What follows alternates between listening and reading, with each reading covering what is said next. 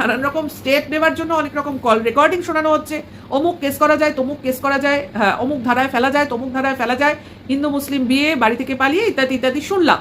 কিন্তু যিনি শোনালেন তিনি এইটুকু জানেন কি যে ওরা হিন্দু ম্যারেজ স্পেশাল মানে হিন্দু স্পেশাল ম্যারেজ অ্যাক্টে বিয়ে করেছে, রেজিস্ট্রি করেছে, সেইখানে কোনো ধারা আসবে কিনা সেটা কি জেনে কথা বললো? কারণ যখন কল রেকর্ডিংয়ে কথাবার্তা হচ্ছিল তখন কিন্তু এই কথাটা বলতে শোনা গেল না যিনি পরামর্শদাতার সঙ্গে কথা বলছিলেন যে কোন ম্যারেজ অ্যাক্টে ওরা বিয়ে করেছে। স্পেশাল ম্যারেজ অ্যাক্টে বিয়ে করলে কিন্তু আমার মনে হয় না কোনো ধারায় কাউকে ফেলা যায়, এবং সেখানে ওই ম্যারেজ অ্যাক্টে যারাই বিয়ে করবে তারা কিন্তু নিজস্ব ধর্ম নিয়েই বিয়ে করতে পারে, সেখানে ধর্ম পরিবর্তনের কোনো প্রয়োজন পড়ে না, ঠিক আছে? সেখানে কোনো ধারা কাজ করবে না, আমার যতদূর জানি, আমার যতদূর জ্ঞান, ঠিক আছে? কারণ এটা নিয়ে কথা বলতে শুনলামই না, তার জন্য আমার কথাটা বলতে হলো, ঠিক আছে? ওই এই কথাটা বা এই কল রেকর্ডিংটা শুনেছি আমি রিম্পি লাইফস্টাইলের থেকে, ঠিক আছে? নামটা একটু বদলে দিয়েছি, তোমরা একটু বুঝে নিও, ঠিক আছে? তো সেখানে আমি তাকে কখনো বলতে শুনলাম না, তার পরামর্শদাতাকে, যে এরা কিন্তু হিন্দু ম্যারেজ স্পেশাল ম্যারেজ একটা বিয়ে করেছে। যাই হোক, তো সেই জন্য আমার এই কথাটা বলা। আর সেখানে আরও বলতে শুনলাম যে এরা হিন্দু ধর্মকে অপমান করেছে, মানে শাখা সিঁদুর পরেও বলছে ধর্ম পরিবর্তন করিনি, এবং এটা ভিউয়ার্স চয়েসে পড়েছে। আচ্ছা, এতে অপমানজনক কি আছে? মানে শাখা সিঁদুর পরাটা কি অপমানজনক, নাকি মন্দিরে গিয়ে শাখা সিঁদুর পরেছে সেটা অপমানজনক, নাকি ভিউয়ার্সদের মানে খুশি করার জন্য শাখা সিঁদুর পরেছি এইটা অপমানজনক?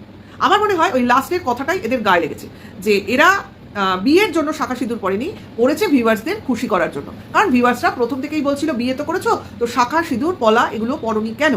তো দেখো ভাই, একটা কথা শোনো, ভিউয়ার্স চয়েস অনেক কিছু থাকতে পারে, সেটা শোনা না শোনা কিন্তু ব্লগারদের কাজ, মানে যার উদ্দেশ্যে কথাটা তার কাজ, সে করবে কি করবে না। এইবার অনেকেই কিন্তু যারা রেজিস্ট্রি ম্যারেজ করে তারা কিন্তু ওই রেজিস্ট্রি অফিসেই মালা বদল, সিঁদুর পরা, শাখা পলা পরা সব কিছু করে নেয়। এবং ওরা যখন রেজিস্ট্রি করছিল তখন ওদের উকিলকে আমি বলতেও শুনেছি, তোমরা কি এখানেই মালা বদল তো করেছিল, সিঁদুর দান করবে? তো ওরা বলেছিল না। অর্থাৎ তখনই ওদের ইচ্ছা ছিল যে ওরা মন্দিরে গিয়ে ঠাকুরের সামনে, অর্থাৎ রাধা মাধবের সামনে সিঁদুর পরবে। অর্থাৎ রাধা মাধব হচ্ছে, তোমরা সবাই জানো, যে প্রেমের প্রতীক, তারা প্রেমের ঠাকুরকে সাক্ষী রেখে সিঁদুর পরতে চেয়েছিল, সে সেটাই করেছে। তো এইখানে আমি বলি, সিঁদুর পরাটা কিন্তু অনেকাংশেই মানুষ বিয়ে হিসেবেই ধরে নেয়। আমাদের সনাতনী প্রথায় বা গন্ধর্ব মতে সিঁদুর দান করাকেই কিন্তু বিয়ে বলে মনে করা হয়। তো সেখানে রেজিস্ট্রি ম্যারেজ করার জন্য ওরা তো আইনত স্বামী স্ত্রী, সেখানে পরবর্তী ক্ষেত্রে ওরা একটু সবার মানে কয়েকজনের সাক্ষীতে ঠাকুর মন্দিরে গিয়ে বলতে পারো 7 পাক ঘুরেছে, আবার মালা বদল করেছে, মানে সিঁদুর পড়েছে, সকালবেলা শাখা পলা পড়েছে, সবই করেছে। তো সেগুলো তারা পালন করেছে। তো এগুলো তো ভালো না বাসলে করা সম্ভব নয়, সবটাই ভিউয়ার্স চয়েসে করা যায় না।